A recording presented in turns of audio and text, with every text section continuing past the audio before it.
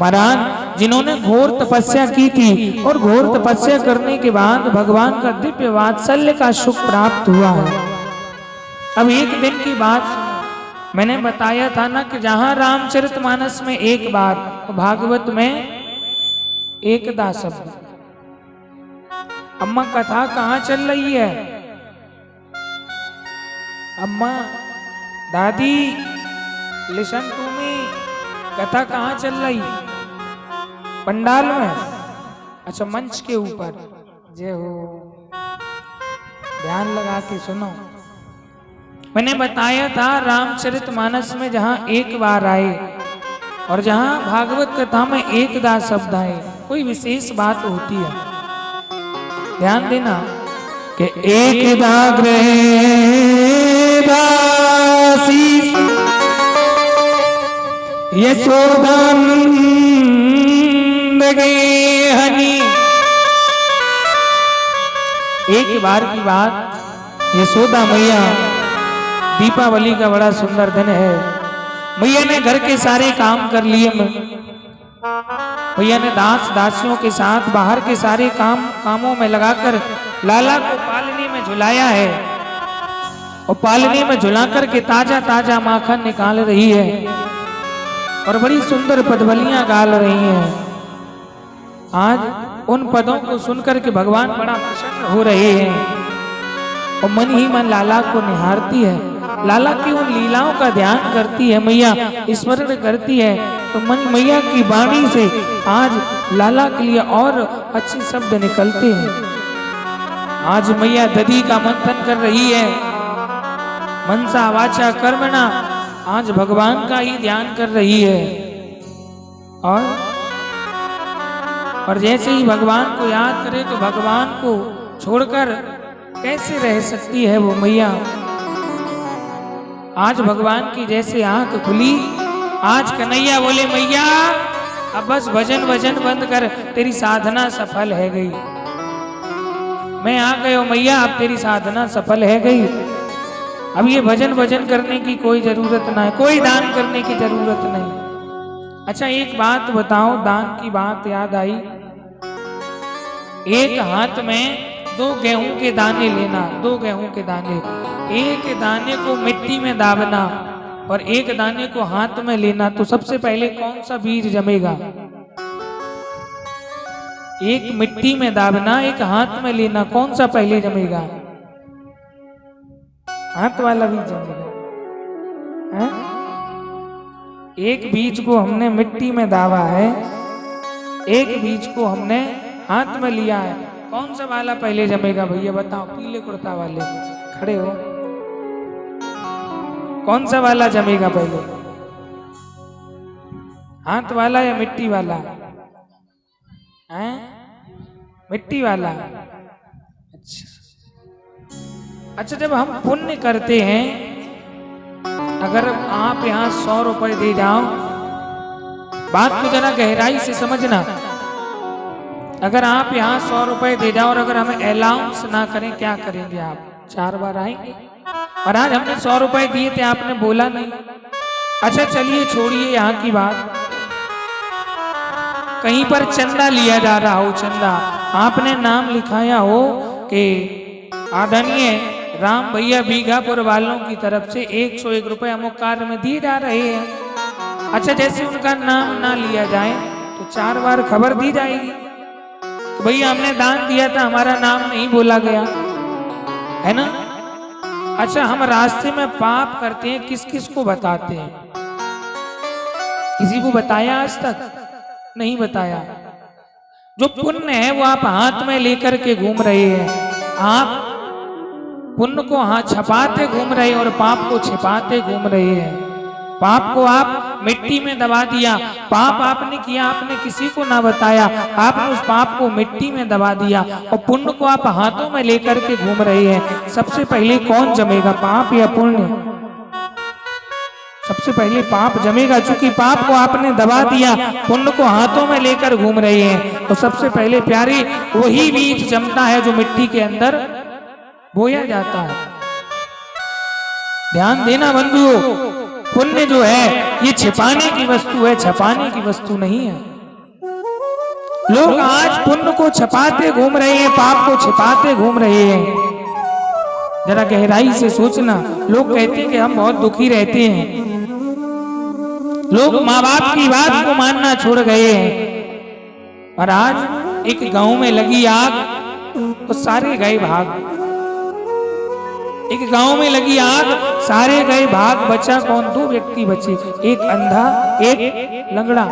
अंधा उधर ही जाता है जिधर आग लगी है, लंगड़ा देख तो सकता है लेकिन चल नहीं सकता है। उस अंधे ने उस लंगड़े से कहा, भैया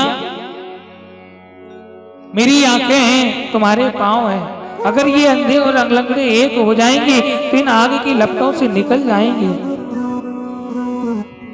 आज उस अंधे ने उस लंगड़े को अपने कंधे पर बैठा लिया, तो दोनों आग की लपटों से निकल गए। कहानी से सार निकलता है, ये जवानी है ये अंधी है, और ये जो बुढ़ापा है ये लंगड़ा है। महाराज जवानी में आंख नहीं होती, बुढ़ापे में पांव नहीं होते। जवानी में करने की ताकत तो है लेकिन करने की बुद्धि नहीं है, ये कार्य को कैसे करना है। बुढ़ापे में बुद्धि तो है लेकिन बल नहीं है, इस कार्य को हम बता देंगे कैसे करना है, लेकिन सामर्थ्य नहीं है, बल नहीं है, बुद्धि तो है। लोग माँ बाप की बात को मानना छोड़ गए। एक सज्जन पुरुष के विवाह वाले आए, उन्होंने कहा कि भैया हम विवाह के लिए आए हैं और विवाह करेंगे आपके पुत्र का। कहा कि तुम्हारे माताजी पिताजी कहाँ हैं? तो उन्होंने कहा कि माताजी पिताजी क्या करेंगे, विवाह हमें करना है और जीवन भर हमें अपनी पत्नी के साथ रहना है। ध्यान देना, जितनी ये युवा पीढ़ी हम उम्र के लोग बैठे हैं, कहा कि जीवन भर हमें बिताना है, पत्नी के साथ हमें रहना है। जिनके माँ बाप कह देते हैं कि उन्हें साथ रखना है वही देख लें, और जो अपने माँ बाप से कह देते हैं कि हमें जिंदगी काटनी है, हम जैसे काटेंगे काट लेंगे, तो कहा कि हम विवाह करेंगे। उन्होंने कहा कि ठीक है हम विवाह तो कर देंगे अगर आपकी यही इच्छा है। तो बोले मेरी एक शर्त है कि शर्त ये है कि विवाह में कोई बुढ़ा नहीं आना चाहिए। कौन नहीं आना चाहिए? बुढ़ा। बोले बस इतनी बात है कि बुढ़ा नहीं आना चाहिए। हाँ, कहते हैं जो लड़के का नाना था वो नहीं माने, उनके नाम में ही नाना लगी है 2 बार। लड़के के नाना ने कहा कि नहीं भैया नाना हमें तो चलना है। लोगों को दया आ गई और नाना को उठा करके एक बकस में बंद कर दिया। वो बकस में बंद कर दिया, बारात पहुंची। पहले एक रिवाज होती थी, गांव के जो बाहर की सीमा होती थी जिसे मेड़ा बोलते थे, गांव के बाहर सभी लोग इकट्ठे होकर के जितने बुजुर्ग होते थे गांव के बाहर अगवानी लेने के लिए आते थे। याद होगा दादा आपको, गांव के बाहर सभी लोग अगवानी लेने के लिए आते थे बारात की। अब ये केवल सुनने के लिए बचा है कि बारात की अगवानी भी ले जाते थे। 4-4, 6-6 दिन बारातें रुकती थी। हमारे महाराज जी सुबह बता रहे थे जब विवाह हुआ था इनका 5 दिन बारात रुकी थी। हमकी बड़ा मौज आए होंगे ससुराल में। तो महाराज अगवानी लेने के लिए जैसे पहुंचे, अगवानी लेने के बाद बारात घर में ठहराया गया। उन्होंने कहा कि विवाह की पूर्ण तैयारियां हैं, अब शर्त ये है कि ये कानपुर में जो गंगा नदी बह रही है, इस गंगा नदी में गंगा जल की जगह दूध को बहाया जाए, हम विवाह कर देंगे। अब महाराज लोग बड़ा चक्कर में पड़ गए, कितना दूध कहां से लाया जाए। क्यों भैया, किसी की दम है? इतना दूध कहां से आएगा? है? हाँ।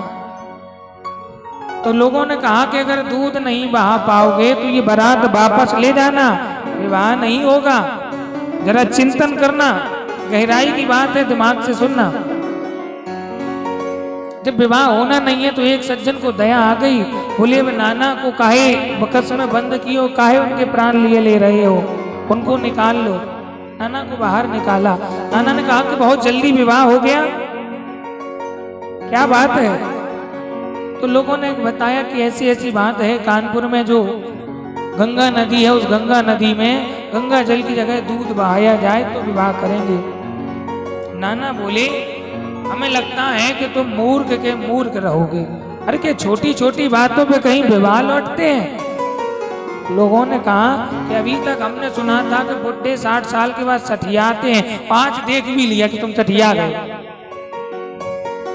बोले नाना इतना दूध कहाँ से आएगा? भाई कितना दूध बहाया जाएगा है? कितना दूध हो तब गंगा जी में बहाया जाए है? नाना ने कहा कि उनसे जाकर के कह दो हमारा दूध तैयार रखा है, आप विवाह की तैयारियां करो। बोले हमारा दूध तैयार रखा है, उनसे जाकर के कह दो कि जो गंगा जल है, गंगा नदी के गंगा जल के एक एक बूंद को खाली कराओ। महाराज न तो आज तक ऐसा हुआ है और ना आज तक ऐसा हो पाएगा। ना आज तक किसी ने गंगा जल को खाली कर पाया, ना गंगा नदी की बूंद बूंद को सुखा पाया। अगर गंगा नदी का बूंद बूंद पानी सूख जाएगा तो उस गंगा नदी में दूध भी बहा दिया जाएगा। इसीलिए महाराज कहते हैं, उन्होंने कहा कि पता लगाओ कोई ना कोई बारात में बुढ़ा जरूर होगा।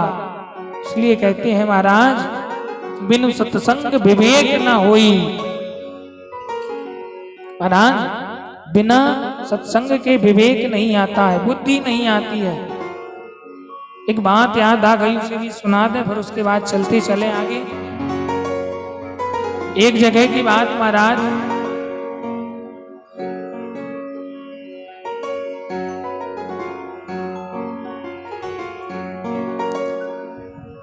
एक जगह की बात, प्रधान जी ध्यान से सुनना, ये आपके विषय की बात है। आज केवल आप हमारी टारगेट पे हो। तो महाराज कहा एक पंडित जी और एक पंडितानी थे, रहे होंगे हमारे सौरभ भैया जैसे। पंडित जी बिल्कुल सीधे, पंडितानी ठीक उल्टा, ठीक उल्टा। अगर पंडित जी कहते हैं पूरब की ओर जाना है तो पंडितानी जाए पश्चिम की ओर। तो बोली महाराज ऐसा करो, ये कहीं भैंसई कोयल के एक भैया रहे होंगे, बोले चलो अब की बार गंगा दशहरा पड़ा है, चलो गंगा जी स्नान कर आए। और महाराज जैसे ही गंगा स्नान का प्लान बनाया, बोले गंगा जी जरा दूर पड़ती हैं, कुछ रास्ते में खाने के लिए कुछ बना लो। बोले ऐसा करो कि सूजी का जो हलवा होता है, रवा का हलवा, उसे बना लो। गंतुटका नंतई महाराज बोले सूजी का हलवा बना लो, और सूजी का हलवा बना लो, वही लिए चलेंगे। तो देवी जी से बोले कि तुम तो हलवा भी नहीं बना पाओगी। तो पंडितानी बोली कि हमें पागल समझ लिया, अभी गई दौड़ के आई, अभी बनाएंगे। देखो भाग के गई पंडितानी किचन में। अच्छा पहले ये समझो किचन किसे कहते हैं। किचन पहले घर में होते थे भोजनालय, जहाँ भोजन बनता था, है ना। फिर उसके बाद हुई कुछ समय परिवर्तन हुई, फिर हुई रसोई, जहाँ भोजन में रस आता था उसे कहते हैं रसोई। पर आज जहाँ पवित्रता से भोजन बनाया जाए उसे कहते हैं पाकशाला, है ना। क्या कहते हैं? पाकशाला। अच्छा अब अंग्रेजी में क्या बोलते हैं? अब क्या होती है मैया? किचन। 4x4 की किचन, जहाँ देखो मैया वहीं किचर पिचर, वहीं बर्तन धुले जा रहे, वहीं तेल का डब्बा रखा, वहीं सब्जी बनाई जा रही, चारों तरफ मैया किचर पिचर बग रही है, उसी को कहते हैं किचन। तो गई पंडितानी दौड़ करके किचन में गई, उन्होंने डाला सूजी रवा, डाल करके 1 लोटा पानी भर दिया। हमारा आज जैसे 1 लोटा पानी 2 लोगों का हलवा बनना तो ज्यादा तो हो ही जाएगा। लौट के आई, बोले महाराज हलवा तो नहीं बना। पंडित जी बोले हम तो पहले ही जानते थे तुम कुछ नहीं कर पाओगी। बोले ऐसा करो अब जो पीने वाला हलवा होता है उसे बना लो। पंडितानी फिर गई दौड़ के, फिर उनने 1 लोटा पानी डाल दिया। अब महाराज आधी करैया भर गई। बोले महाराज काम तो बहुत ज्यादा बिगड़ गया, क्या किया जाए? बोले ऐसा करो सीरा बना लो। सीरा, सीरा तो समझते हैं काहे को कहते हैं? बोले सीरा बना लो। उसी में गुड़ डाल के जो रवा का हलवा बनता है पतला पतला वो पीने वाला। हाँ जो